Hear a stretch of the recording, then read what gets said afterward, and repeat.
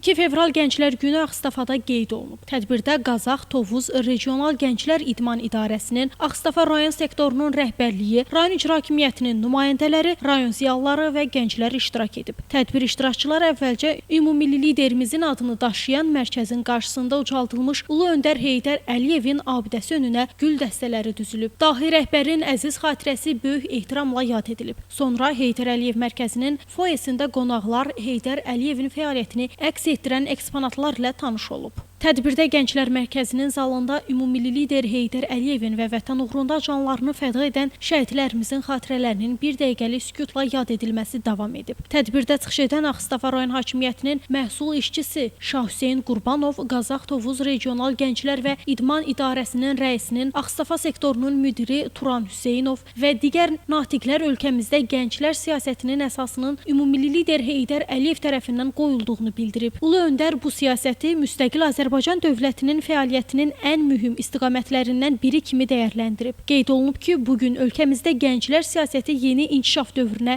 qədəm qoyub. Gəncliyə dövlət qayğısı sağlam və intellektual nəslin formalaşmasına xidmət edir. Bugün Azərbaycan gəncləri Azərbaycanın gələcəyini, Azərbaycanın müstəqilliyinin qorunması istiqamətində var gücləri ilə öz fəaliyyətlərini göstərirlər.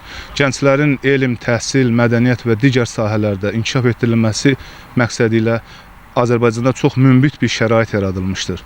Bugün bütün gənclərə göstərilən qayğının başında cənab Ali Baş Komandan İlham Əliyev durur. O, gənclərə güvənir, Azərbaycan gəncləri cənab prezidentimizə çox böyük arxalanırlar.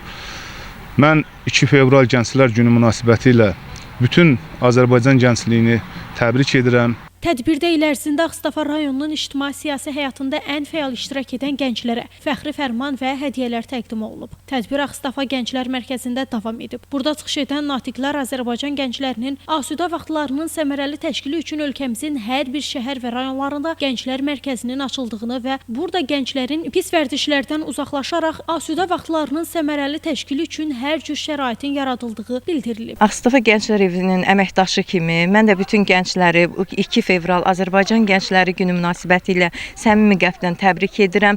Hər birinin həyatında uğurlu fəaliyyətlər arzulayıram. Tədbir könüllü gənclərin şən və əyləncəli proqramı ilə davam edib. Günay Hüseynova, Kamran Əskiparalı, Həcər Həsənova bugün informasiya proqramı üçün.